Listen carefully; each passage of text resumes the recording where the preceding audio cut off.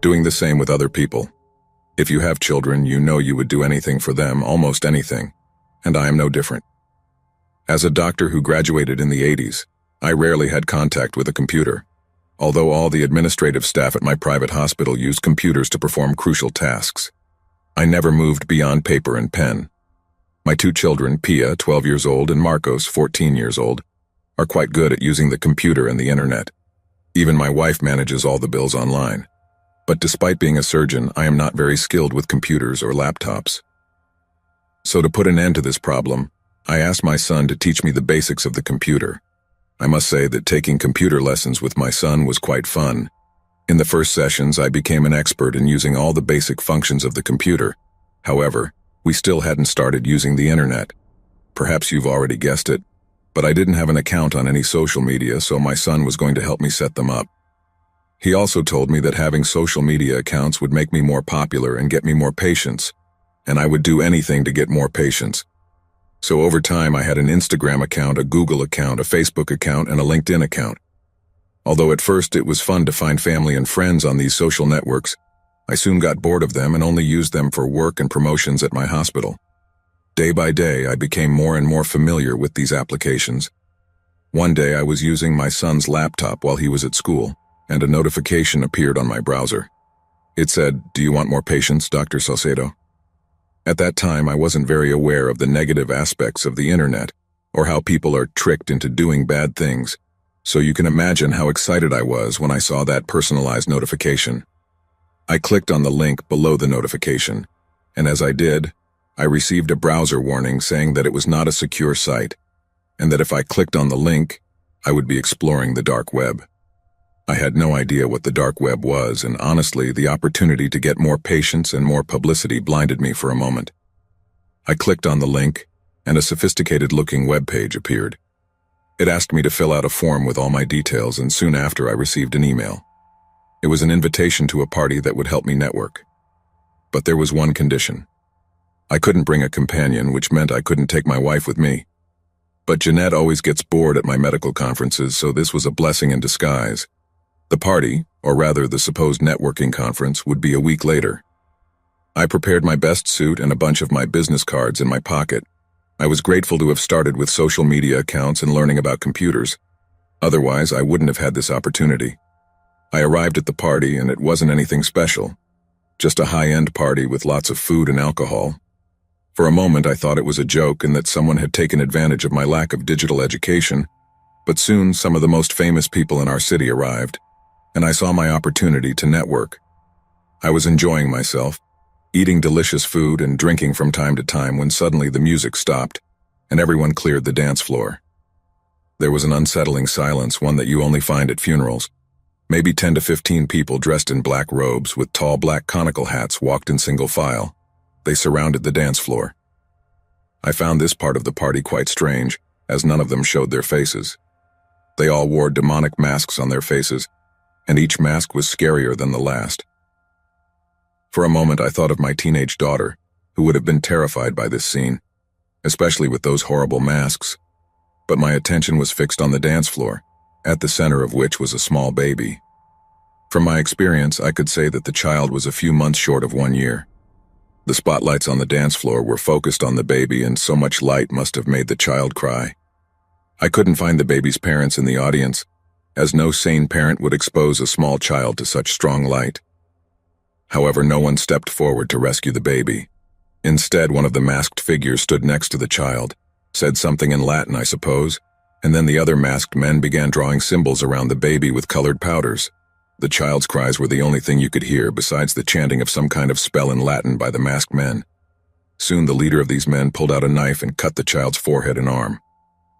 From my seat, I could tell it wasn't a deep cut, but it still made the child scream in pain. As a doctor, my first instinct was to help the child, but somehow I felt compelled to sit and watch just like the rest of the people there. Then the so-called ritual ended, and the masked men approached the spectators. One of them stood in front of me and introduced himself as Jonathan. He then proceeded to tell me everything about me. I felt as if he had done a background check before our meeting. "You came to this party to network, right, Dr. Salcedo? Well, here's the deal. We can guarantee that your hospital will have more patients than ever, but in exchange, You'll need to give us one of your children." The shock on my face must have said it all, but Jonathan continued immediately. No, doctor, not in the physical sense. We're not going to take your child. We just need you to promise us the soul of one of them." Although, now that I think about it, I understand how ridiculous it was to even consider such an offer. At that moment, I swear all I could see was how well my hospital would do if I made this deal. More patients meant more money, which indirectly meant better vacations for my family. "Sure, Jonathan, you can have my daughter Pia." "Very well, Dr. Saucedo. Consider the job done." And Jonathan left as quickly as he had arrived. After a few minutes, all the masked men were gone and the party continued as usual. That night when I got home, my wife was in my daughter's room taking care of her. Apparently, Pia had woken up screaming and with a fever. She had a temperature, and my wife had been waiting for me to return. I quickly medicated her, and soon she was fine, or so we thought. The nightmares continued until today, and they got worse. Pia's health was deteriorating. She wasn't doing well in school or in her personal life.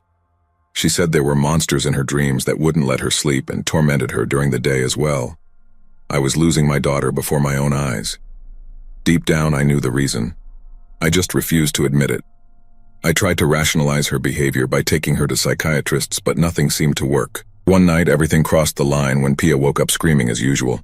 But this time she had claw marks on her back so deep that you could see her exposed flesh. That's when I confessed to my wife what was going on and everything that had happened at the party. She's a religious woman and contacted the church the next day.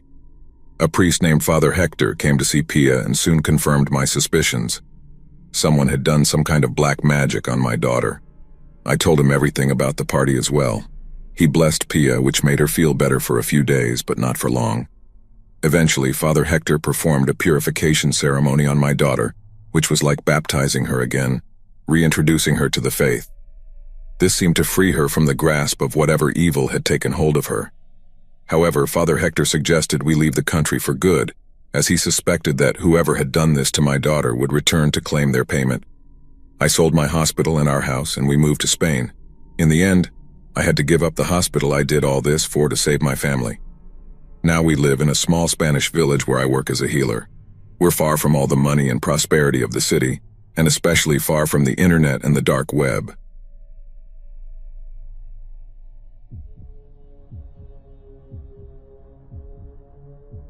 I don't know where to start or how to explain what I discovered. It's something I never thought could happen to me. You always hear horror stories, terrible things that happen to others, and it's easy to be skeptical. I always believed those stories were exaggerated, made up to scare people. But when something like that happens to you, when you find yourself trapped in something so big, so dark, you realize that reality can be much worse than any fiction. And now, I'm in that situation, trapped in something I never thought I could handle. I don't know if I'm prepared to face what I've discovered. Look, I've always been a curious person. That curiosity, which normally led me to learn interesting things or explore new hobbies, this time led me down a dark path, a path from which I'm not sure I can return. For some time, I had been intrigued by the deep web. I knew it wasn't a safe place. I knew the darkest corners of the internet lurked there. I'd always heard about it: drugs, trafficking, forbidden information, conspiracy theories. It was like a magnet. Something told me that if I could access that world, I would discover things that others would never know. The idea of the hidden, the unknown, attracted me. I had read a lot about it, watched tutorials, forums full of warnings. They said that if you weren't careful, you could end up in serious trouble. But, as always, I thought that wouldn't happen to me. I thought I could handle it. How bad could it be? It was just curiosity. What harm could a little exploration cause? So one night, with not much to do, I decided it was time. I was bored and my curiosity was eating me up. I couldn't pass up the chance to see for myself how real everything I had read was. I prepared, installed Tor, activated the VPN, and made sure to follow all the recommended steps to protect myself. Within minutes, I was in. It was easier than I had imagined. At first, it didn't seem like anything special. The deep web wasn't that immediate, horror-filled place people described. At least not on the surface.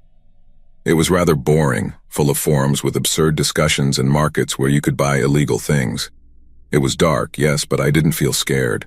It all felt like a game, as if I were exploring an alternate world. but nothing directly affected me. And then I found it. A different forum. It was darker than the others, with an air of secrecy I hadn't seen before. The people there were talking about things, disturbing things, people. Information about people. It wasn't just gossip or rumors. It was precise details about people who apparently were involved in horrible activities. Murders, disappearances, things that never made it to the media because, as they said, those families had the power to cover it all up. I was frozen, but something inside me compelled me to keep reading. There was something magnetic about it all. One thread in particular caught my attention. It talked about powerful families that had been involved in crimes for decades, hiding the truth behind their influence. I don't know why, but something in me made me follow that thread. And as I read, my mind began to race. The details were so specific, so terrible that I couldn't look away. There was something real about all of it, I could feel it. And then, I saw a last name that seemed familiar. At first, I thought it was a coincidence. It couldn't be my best friend's family. But the more I read, the more convinced I became that they were talking about them. My friend had that same last name, and while it wasn't a common name, it wasn't that rare either. I tried to convince myself it was another family, someone else. But the details were too precise. It couldn't be another family. They mentioned murders dating back years, but what truly paralyzed me was the post about a recent murder. They said it had been committed by my friend's father. But that didn't make sense. My friend had told me his father had died when he was very young. He had said it so many times, with so much pain, that I never doubted his word. How could he be dead and have committed a murder just a few months ago? The name matched. The date too. There was no mistake. It was his father. Or at least that's what they said. My mind began to race a mile a minute. Was it possible that my friend had lied to me? Was everything he had told me about his family a lie? The post detailed things that made me feel sick. They said the murder had been brutal, that the victim's body had been hidden in a way that it would never be found. And the most unsettling part, they talked about a network of influence that had kept everything silent, covered by a veil of corruption and power.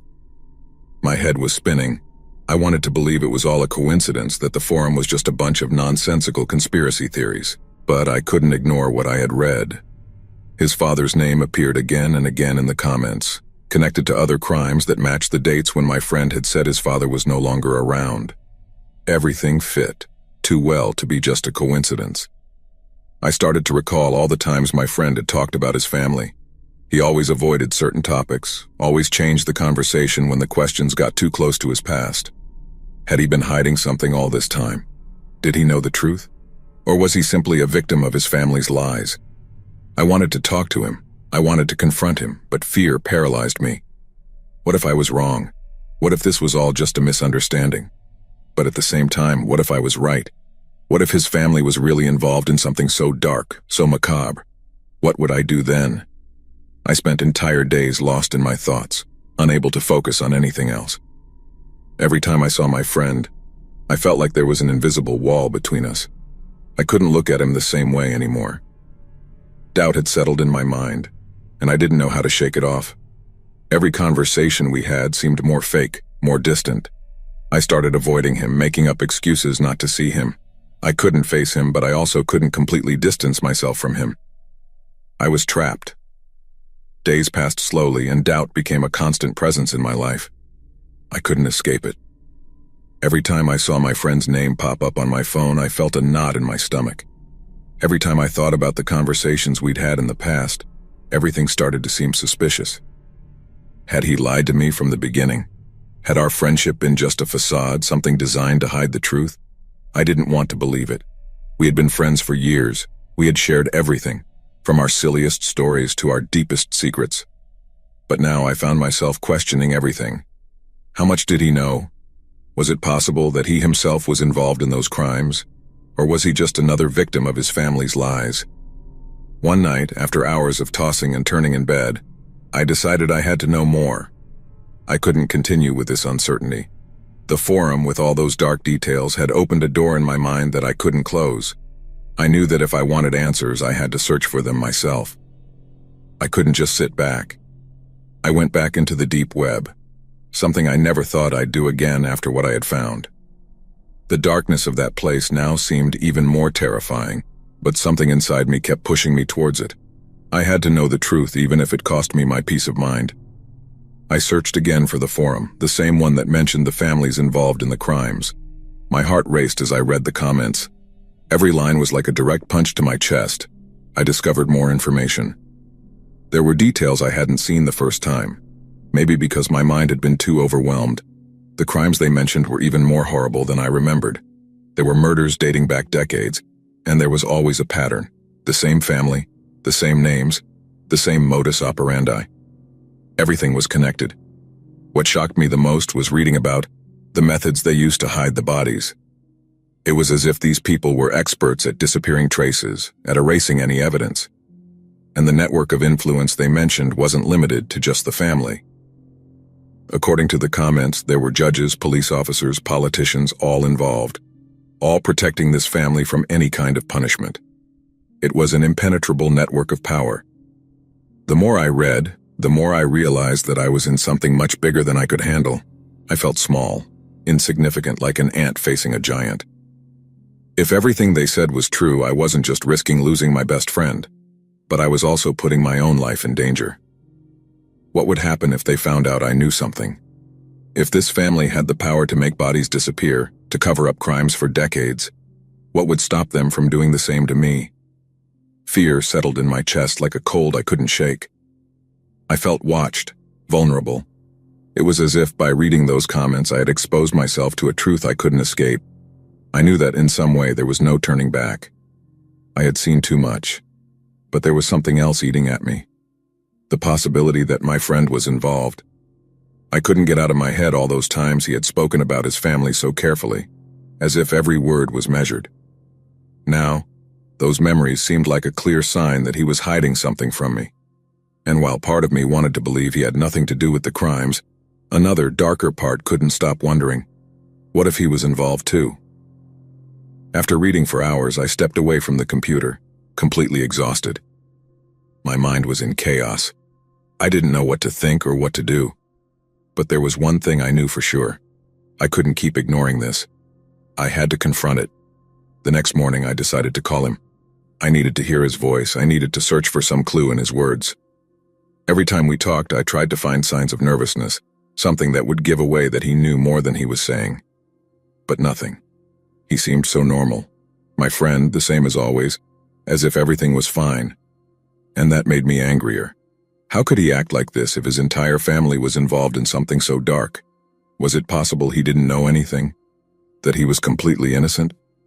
The conversation was short, but in those few minutes, I decided I couldn't confront him directly. I wasn't ready for that. If I was wrong, if he really didn't know anything, I could lose his friendship forever. But at the same time, if he knew everything, I couldn't even imagine what would happen if I confronted him with the truth. So I decided to play it cool. I would keep investigating, but without raising any suspicions. I needed more proof before making any moves. I couldn't take the risk, and in the meantime I would act as if nothing had happened, as if I hadn't discovered the dark secret of his family. The days passed, and although I tried to act normally, every conversation with my friend felt heavier. I knew something was wrong, even though he showed no signs of suspecting that I knew. He greeted me with the same smile as always. We talked about the same things as always. But deep down, I was waiting for the moment when everything would collapse. I felt like every day that passed was like walking on the edge of a cliff, knowing that at any moment I could fall. The doubts were eating away at me. Was it possible that my friend didn't know anything? That his family had kept everything a secret even from him? It seemed hard to believe. The crimes, the disappearances, the dark details I had read in that forum. I couldn't imagine that he hadn't noticed something, some sign of what was really happening around him. One day, after weeks of keeping up this facade, something inside me broke. I had been holding in all the tension, all the fear, and I couldn't take it anymore. I decided I had to talk to him. I had to know. I couldn't keep living with this doubt, with this weight on my shoulders. I called him and we agreed to meet. We met in a park, a neutral place where no one could overhear us. My heart was pounding. I didn't know how I was going to start the conversation. I didn't even know what I expected to hear. But something told me this was the moment. The day was gray, and the cold wind made everything feel more somber than usual. We sat on a bench side by side in silence for a few moments. Finally, I took a deep breath and let it all out at once. I couldn't keep pretending. I asked him directly. "Look," I said, trying to control the tremor in my voice. "I need to ask you something. Something important. It's about your family." His expression changed slightly. It was subtle, but I noticed. A slight blink, a small twitch in the muscles of his face. Did he know what I was going to say? Was he nervous? My heart started beating even faster. "What about my family?" he asked in a neutral tone. But there was something in his voice I didn't like. A coldness I'd never heard in him before. I told him everything I had found. I told him about the forum, the crimes, his father's name that appeared again and again. I didn't mention every detail, just enough for him to understand the seriousness of what I was saying. I watched him carefully as I spoke, waiting for some reaction, waiting for him to somehow confirm that it was all crazy. A lie, but his expression didn't change. He stayed silent, staring at me for a long time, and then finally he spoke. "That sounds like a lot of conspiracy theories." His tone was casual, but his eyes weren't. There was no emotion, no surprise, just something dark, something I couldn't identify. "But is it true?" I insisted, almost pleading. I needed to know. I couldn't bear the uncertainty any longer. His silence was the worst answer. He didn't deny anything, but he didn't confirm it either. He just looked at me as if he were assessing how much I knew, how much he should tell me. Finally, he sighed and got up from the bench, slipping his hands into his jacket pockets. He seemed thoughtful, distant. "Some things are better left where they are," he said without looking at me. "It's not in your best interest to keep digging." Those words hit me like a bucket of cold water. There was something in his tone that filled me with fear. It wasn't a kind warning, it was something else, something I didn't dare to decipher. I wanted to insist. I wanted to ask more questions, but I was paralyzed. I didn't know if what he had just said was a threat or a genuine warning. We stayed there in silence for a few more moments until finally he told me he had to go. He left me alone on that bench with my head full of more doubts than answers. I watched him walk away, and in that moment I realized that something had changed forever. Our friendship would never be the same again. I had crossed a line, and although he hadn't said it clearly, his response was enough to understand that there was more he wasn't telling me. I don't know what to do now. I don't know if I should keep investigating, if I should confront him again, or if I should let it go. Everything inside me screams that there's something dark, something he knows and isn't telling me. But at the same time, the fear of what I might find paralyzes me. That phrase, "It's not in your best interest to keep digging," keeps echoing in my head. What did he mean by that? Was he protecting me? Or was he telling me that if I kept digging, I would find myself in real danger? I don't know. And honestly, right now, I'm not sure I want to know. I go home with more doubts than before, with the feeling that I've entered a dangerous game from which I don't know how to escape. I can't stop thinking about my friend, about what he knows, about what he's been hiding from me all this time. Is he involved in all of this? Or is he just a victim of something much bigger? I don't have answers, just questions. And for the first time in my life, I'm not sure I want to know the truth.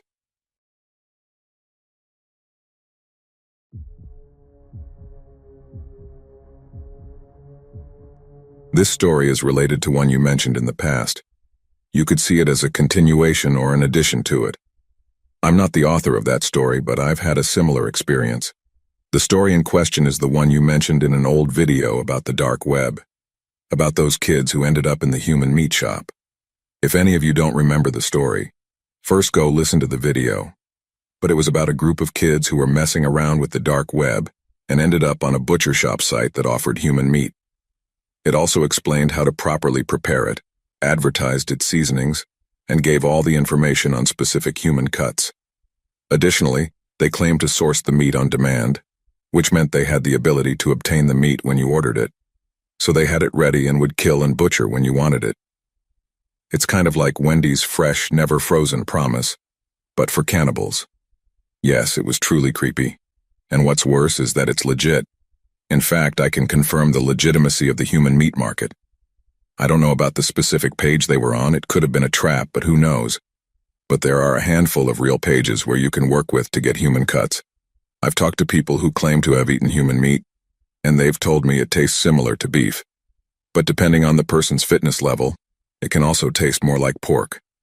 I don't know about you, but that thought makes me want to vomit and go vegan. That said, I actually have a little story about another dark website that was similar but took things a bit further with its intentions. I'm not going to mention the page. I don't want your listeners going out there and becoming cannibals. Plus, it's super illegal to buy human meat, obviously. But there was, and probably still is, a site on the dark web that is dedicated to cannibalism. However, they see it more as a religious experience than anything else. That's right, you heard me. They view the practice of cannibalism as a religious experience. This group of people on this site firmly believes that loving your neighbor isn't enough. You should also gnaw on their shins with a bit of Sweet Baby Ray's sauce. Sorry, bad joke. Jokes aside, I'm completely serious. This site was created by a group of people, a cult if you will, that had a strong belief that the ultimate act a human could perform to get closer to God was to consume their fellow man.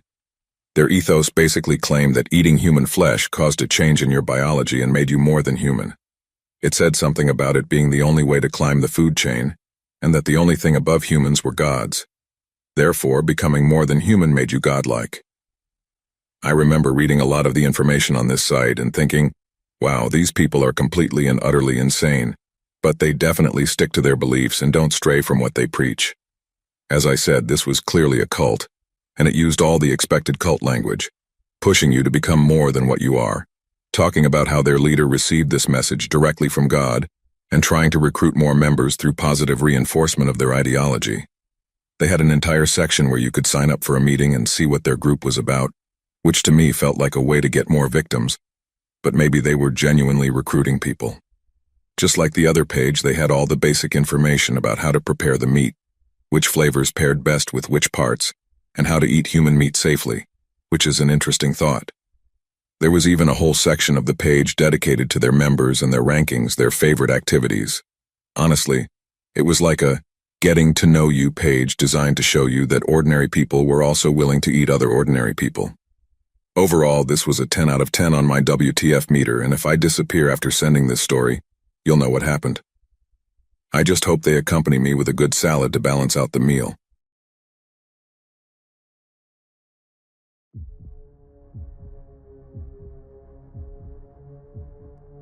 I'm not quite sure how to start this, but I think it's important to tell everything from the beginning, even if it's difficult. Curiosity was always a constant in my life.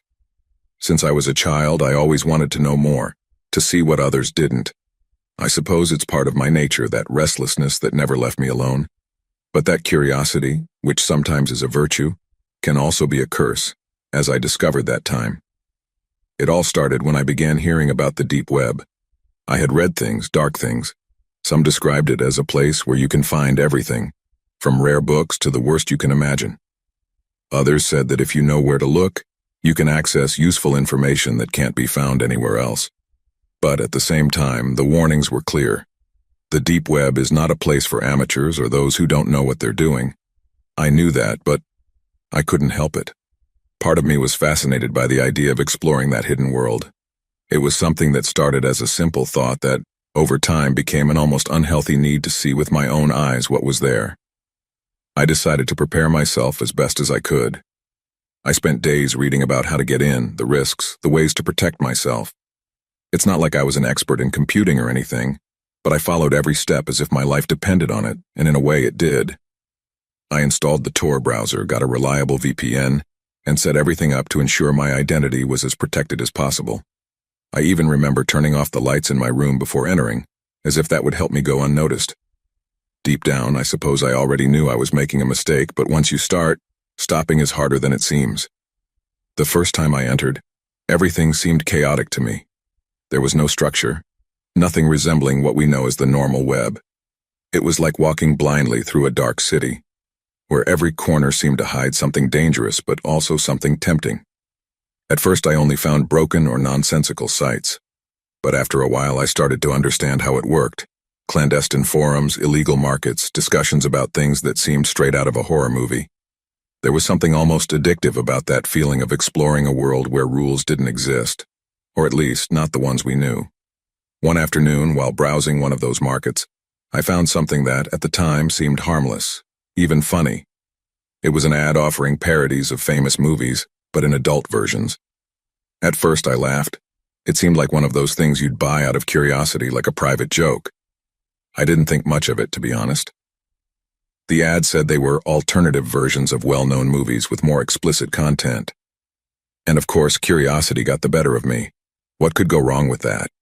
The price was high, $300 in cryptocurrency, but I had already come this far, and the seller had good reviews. So without much thought, I made the purchase. The process of paying with cryptocurrency was an experience in itself. I felt like a spy in a movie, moving digital money in the shadows. Everything was done anonymously, and when I finished, they sent me a link to download the files. It was a package of videos, each with a name referencing a popular movie, but with a twist. I remember feeling excited, like a child opening a gift. I sat in front of the computer with a mix of anticipation and nervousness, ready to see what I had bought. I opened the first file. The name referenced a famous superhero movie, which made me smile at first. But as soon as the video started, that smile disappeared. The video quality was terrible, like it had been recorded with an old home camera from decades ago. The scene showed a family, sitting in what looked like their living room. They were talking, laughing as if everything was normal. But there was something about that image that made me nervous right away. The camera didn't move, it was fixed at a strange angle, as if someone had left it there, forgotten. It felt like I was spying on a private moment, and that feeling of discomfort grew with every second. Suddenly, the front door burst open. A man entered, dressed entirely in black, with a mask covering his face. Everything happened so fast that I didn't have time to react. The man pulled out a gun and pointed it at the family. My heart started pounding, but I thought maybe it was part of the video, some kind of acting. The family looked too terrified, but I tried to convince myself it was just a setup. However, when the man shouted something in a language I didn't recognize and shot the father, I knew something was terribly wrong. The sound of the gunshot echoed in my ears like thunder, and I watched as the man fell to the floor, blood starting to stain the carpet.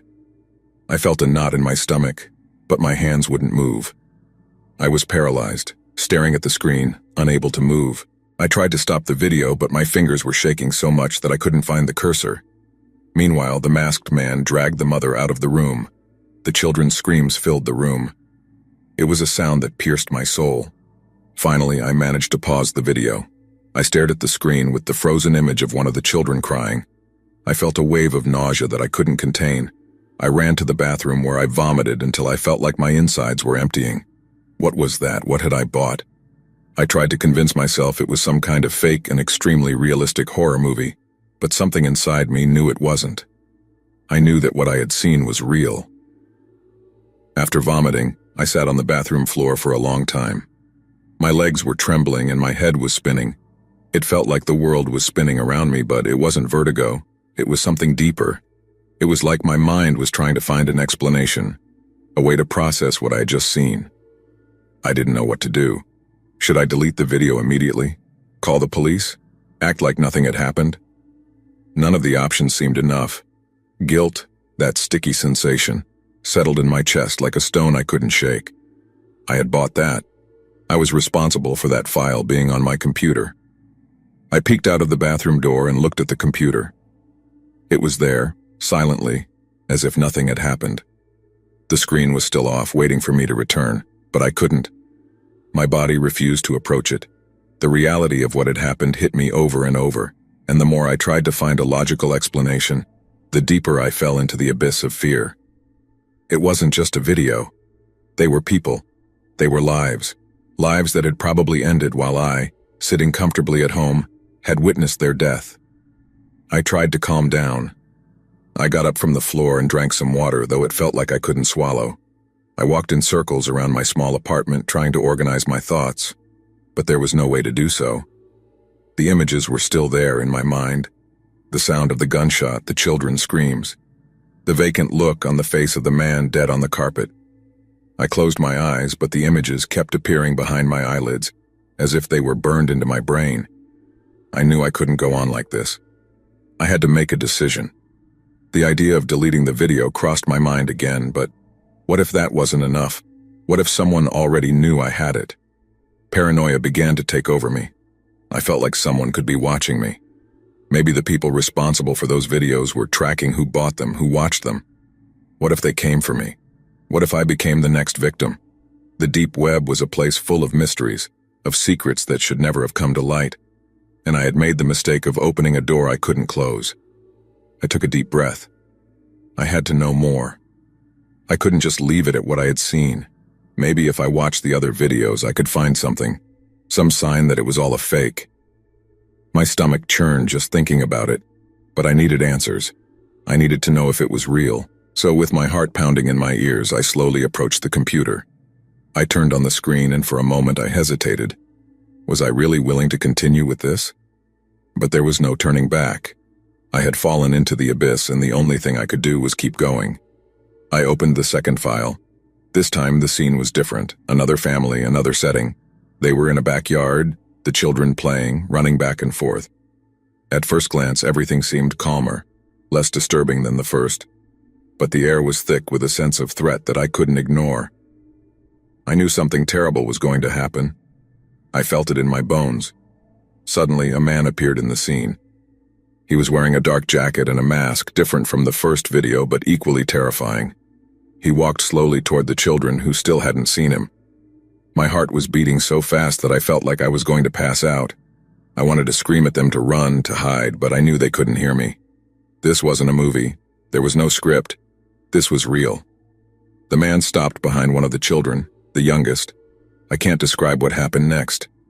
It was something so horrible, so inhuman that I was left paralyzed, unable to move or react. My mind tried to block out the images, but it couldn't. It was like watching an accident in slow motion. I couldn't stop watching even though I knew it was destroying me inside. I felt like every second of that video was stealing a piece of my soul, of my humanity. I slammed the file shut and backed away from the computer, my breathing out of control. There was no longer any doubt. This wasn't a movie, this was something much worse. I was trapped in a macabre game and I didn't know how to get out. In the days that followed, fear and guilt consumed me. I barely ate, I couldn't sleep. Every time I closed my eyes, I saw the images from those videos. The screams, the blood, the faces of the victims. I felt like I was doomed, like I had crossed an invisible line and was now marked forever. Every sound at night made me jump. Every knock at the door, every noise in the street made me think someone was coming for me. The paranoia grew inside me like a cancer, devouring every corner of my mind. I stopped talking to my friends, stopped leaving the house. I couldn't concentrate on work, on anything. My life, which used to be so normal, so simple, had turned into a living hell, and all because of my damn curiosity. One day, after weeks of barely leaving my apartment, I decided I couldn't go on like this. I had to do something. I couldn't keep living with this weight on my shoulders. I decided the best thing would be to take those videos to the police. It was the only way to rid myself of that guilt, of that responsibility that was suffocating me. I knew it was a risk, that maybe they could accuse me of something, but I didn't care. What mattered was that those atrocities couldn't continue to exist, that someone had to do something. With trembling hands, I copied the files onto a USB drive. Every time the transfer progress icon moved forward, I felt like I was preparing my own sentence. I put the drive in a drawer and turned off the computer. I couldn't do it. I couldn't leave the house with those videos in my possession. The fear was too much. I felt paralyzed, trapped in a never-ending nightmare. The police were an option, yes, but what if they thought I was responsible? What if they somehow saw me as an accomplice? My paranoia told me it was already too late, that just by having seen those videos I had become guilty. The following days were pure torment. I had put the USB drive in that drawer, but just knowing it was there, hidden among my things, kept me in a constant state of alert. Every sound in the hallway, every vibration of my phone, made me jump as if the world was about to collapse around me. I started closing the curtains, obsessively locking the windows and doors. I felt like someone was watching me, as if just having those videos in my possession had marked me as a target. I began noticing insignificant details that seemed threatening to me. A car parked for too long in front of my building. Had it always been there? Why were the taillights blinking so irregularly? The neighbor who lived next door. He had never spoken to me, but now I felt him more present than ever. I heard his footsteps, his movements. Was he watching me? Did he know something? My imagination ran wild. I started distrusting everything and everyone. The paranoia wrapped itself around my mind like a web I couldn't shake off. I couldn't sleep. The nights were endless, and every time I closed my eyes, the images from those videos returned with terrifying clarity. I saw the faces of the victims, heard their screams, their pleas. Every detail was etched in my mind like a scar. Sometimes I would jump out of bed in the middle of the night, sweating and with my heart pounding so hard I thought it would explode. I would approach the drawer where the USB drive was, staring at it, knowing it was a bomb I had decided to keep in my home. The fear grew, but along with it, the guilt did too. I knew I couldn't keep living like this. Every day that passed, I felt more trapped, as if the walls of my apartment were closing in on me. It had been my decision to enter that world. My curiosity had led me to that point, and now I didn't know how to go back. What if those videos weren't the only ones? What if there were hundreds, thousands of people watching the same thing I had, buying the same thing I had, doing nothing about it? The guilt consumed me from the inside like an unquenchable fire. One afternoon, after hours of staring at my computer screen without daring to turn it on, I decided I had to delete everything. I couldn't keep holding on to those videos, that USB drive, as a dark reminder of my mistake. With trembling hands, I turned on the computer, opened the folder where the files were stored, and began deleting them one by one. Every click on the delete button felt like a small step toward redemption, even though deep down I knew deleting the videos wouldn't erase what I had seen. When I finished, I emptied the recycle bin and formatted the hard drive. The process took more than an hour, and during that time I sat in front of the computer, watching the progress, my heart in my throat. I didn't feel relieved, only empty. As if by deleting those files, I had also deleted a part of myself. I knew it wasn't that simple. The damage was already done.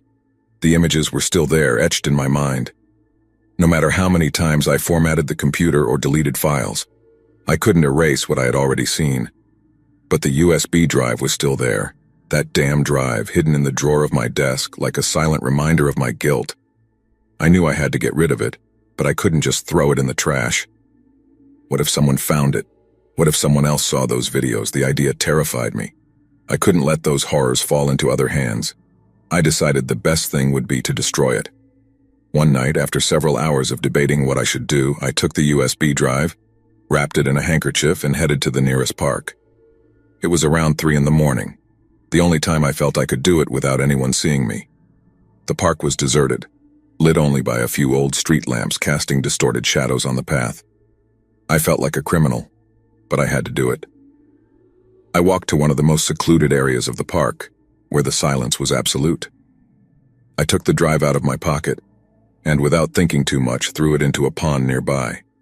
The sound of the drive hitting the water was louder than I expected, as if the entire universe had heard what I had just done. I stood there watching the small ripples forming on the water's surface, feeling a mix of relief and fear. It was over. At least that's what I wanted to believe. I returned home, hoping that by getting rid of the drive I could begin to put everything behind me. But the relief I had expected never came. The nightmares continued, and the fear didn't disappear. Every time I heard a noise in the night, I thought someone was there to get revenge, to punish me for having seen what I shouldn't have. I knew I no longer had the videos, that there was no evidence, but the fear persisted. It was as if I had crossed an invisible line, and now I couldn't go back. The next day I tried to get back to my normal life. I went to work, greeted my colleagues, tried to act as if nothing had happened, but inside everything was different. I was no longer the same person. I had become someone paranoid, someone who couldn't trust anything or anyone. Every time I saw an unfamiliar face on the street, I wondered if they knew something, if they were part of that dark world I had accessed out of curiosity. I began having problems at work. I couldn't concentrate. I couldn't think clearly. The images kept appearing in my mind as if they were ghosts haunting me. My bosses began to wonder what was wrong with me, and I only responded that I was stressed, that I needed to rest. But I knew it wasn't that. I knew my mind was broken, that something inside me had snapped. One day, while I was in my office, my boss asked me to accompany him to his office. My heart stopped. Did they know something? Had I made a mistake? The walk to his office felt endless, and with every step I took, my anxiety grew. When we got there, he closed the door and asked me to sit down. My paranoia was at its peak. When my boss closed the door to his office, I felt the air grow dense, almost suffocating. I sat in front of him, my hands sweaty, unable to control the trembling in my legs. What was he going to tell me? My mind was already playing out all the possible reasons why he had called me in. What if someone had found out about the videos? What if somehow everything had leaked, and now the authorities were after me? I tried to focus, to keep my composure, but with every second that passed, I felt more and more consumed by my own fear. "Listen," my boss said, his tone softer than usual, which made me feel even worse. "I know something's not right. I've noticed it for weeks. You seem distracted, stressed, and your performance has dropped significantly. Are you going through something? Personal problems?" I stayed silent. My mind was still trapped in the images of those videos, in the faces of the victims, in the stifled screams I couldn't forget. How do you explain to someone that you've seen the darkest side of humanity, that your curiosity led you to a place you don't know how to escape from? I couldn't tell him. I couldn't tell anyone, so I denied it. "I'm fine," I replied, though my voice sounded shaky. "I've just been under some stress lately, but nothing serious. I can handle it." My boss looked at me with a mix of compassion and concern. I knew he didn't fully believe me, but he didn't press the issue either. He gave me a few days off, told me to take the time I needed to get back to my best self. I accepted, grateful that he hadn't asked more questions. But as I left his office, I knew my problem wasn't work. My problem was much deeper. I spent those days off locked in my apartment with the curtains drawn, obsessively checking the locks. Paranoia consumed me, but at the same time, guilt kept growing. I had gotten rid of the videos, yes, but the images were still alive in my mind. I couldn't escape what I had seen. And the worst part was that now, more than ever, I felt like someone was behind me. One night, while trying to sleep, I heard a sound, a soft thud, almost imperceptible, coming from the hallway. I jumped out of bed, my heart racing.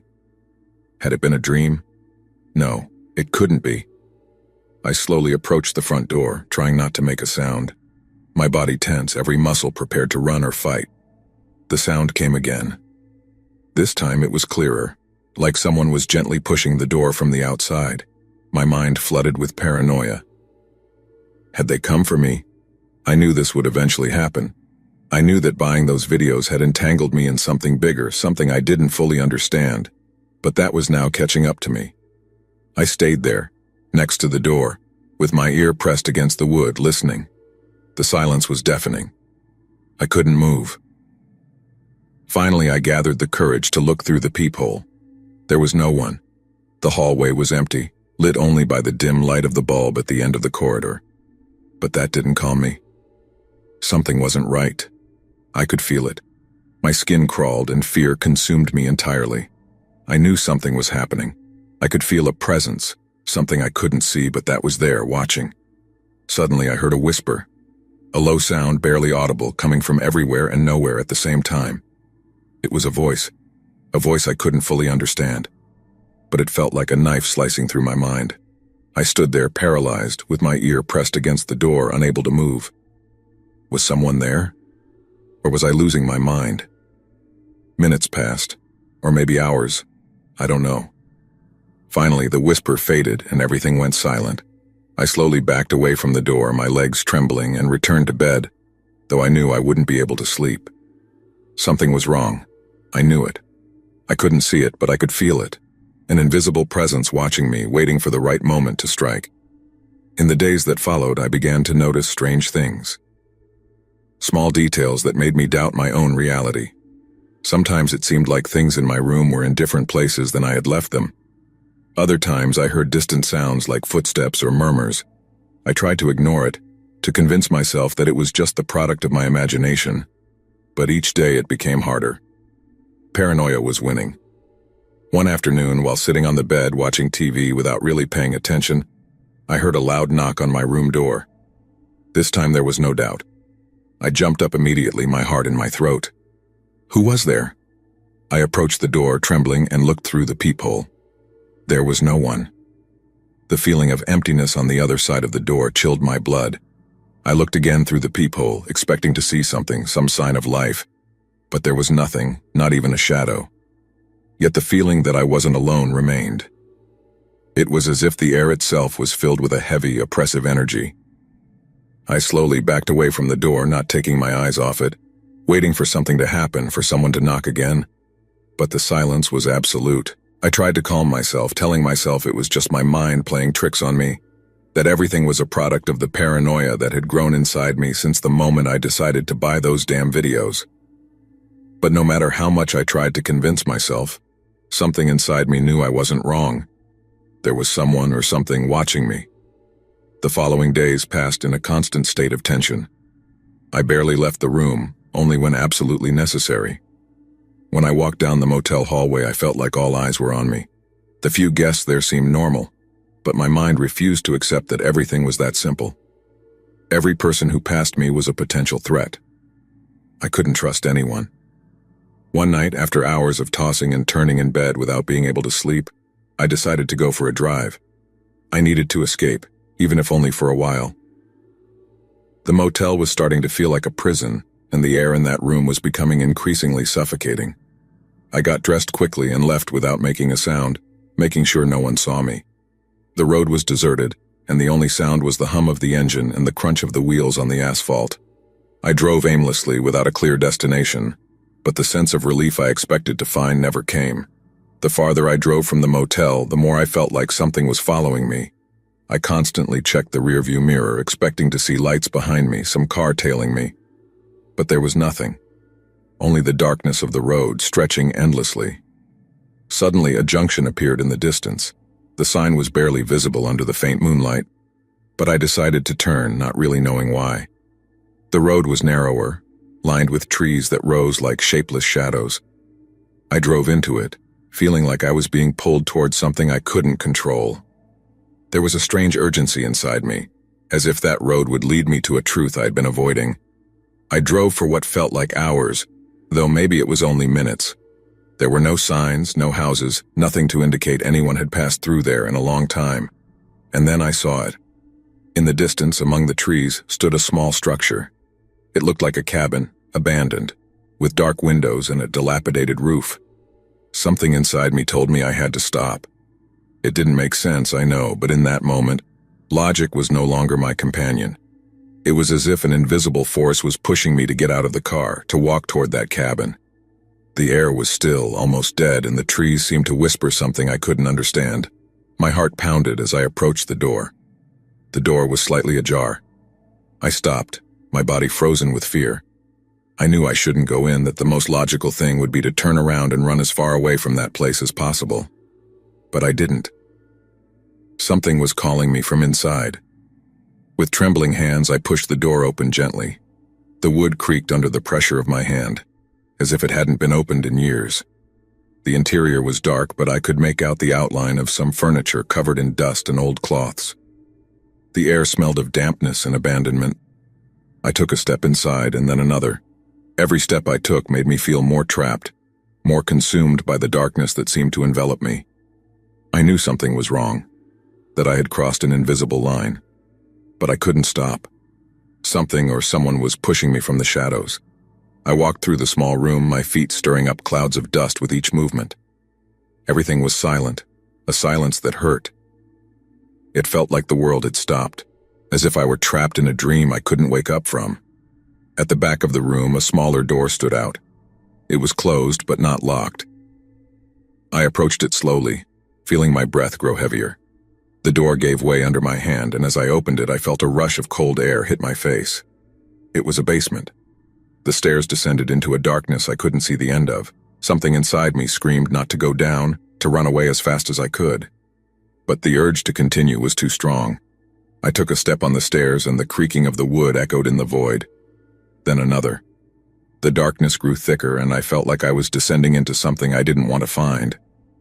And then, I heard something. A faint sound, distant but clear. It was a whisper, like the one I had heard before in the motel. But this time it was louder, more insistent. I couldn't understand the words, but the tone was unmistakable. It was a warning, or maybe a threat. Suddenly the stairs gave way beneath my feet. I felt myself falling. the world spinning around me as my body hit the ground with a thud. The pain in my side knocked the wind out of me, but the worst part wasn't the physical pain. It was the feeling of being trapped. The stairs had broken behind me, and the only way out was covered by the darkness surrounding me. I lay there trying to catch my breath. The whisper continued, closer now, as if someone was standing just beyond the darkness.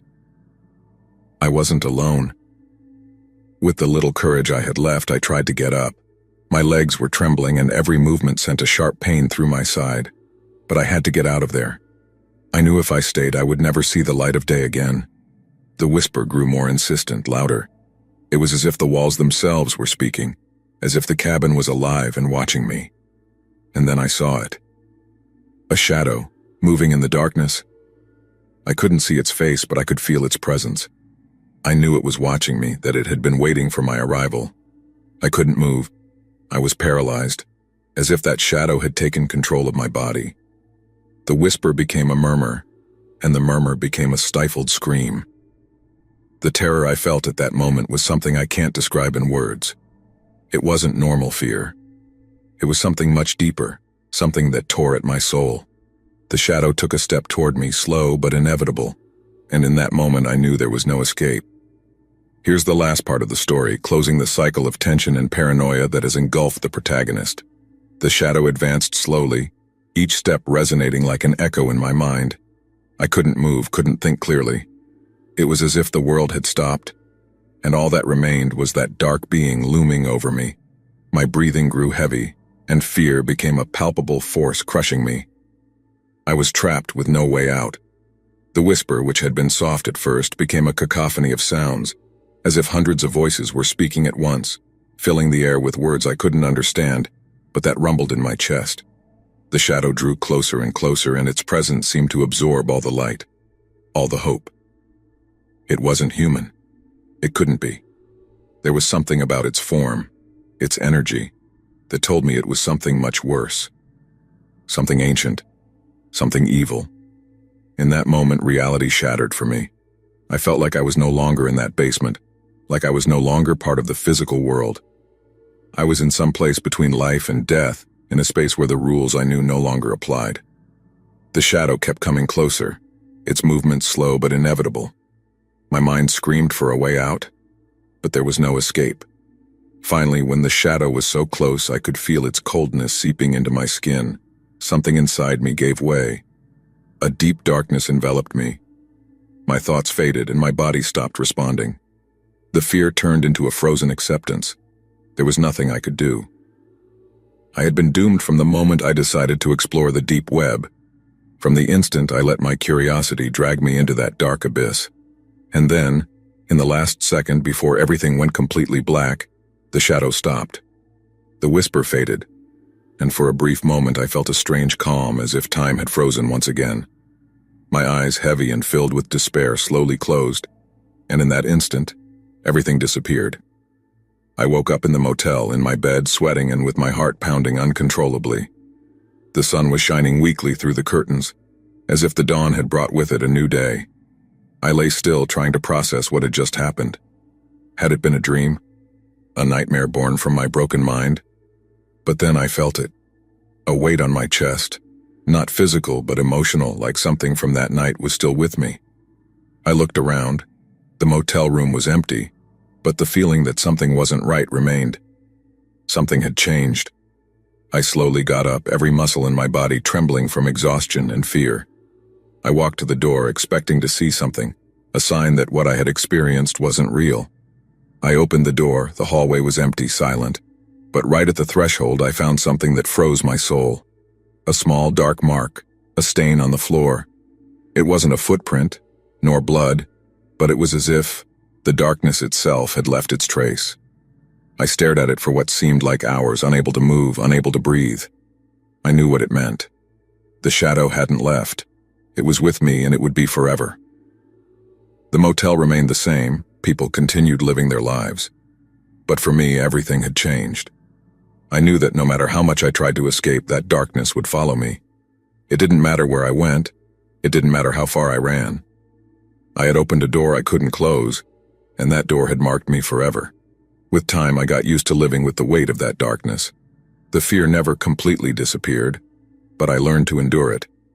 I knew that in some way I had crossed a line I shouldn't have crossed, and that the price I paid wasn't just terror but a kind of eternal damnation. I never went back to the deep web. I never sought answers again because I knew some things have no explanation, and that some doors once opened can never be closed. That's how my journey into the abyss ended. And although I'm still here, breathing and walking among the living, I know that I no longer fully belong to this world. Part of me was trapped in that darkness, and another part, the one that still feels the cold in my chest, knows that one day the shadow will come back for me.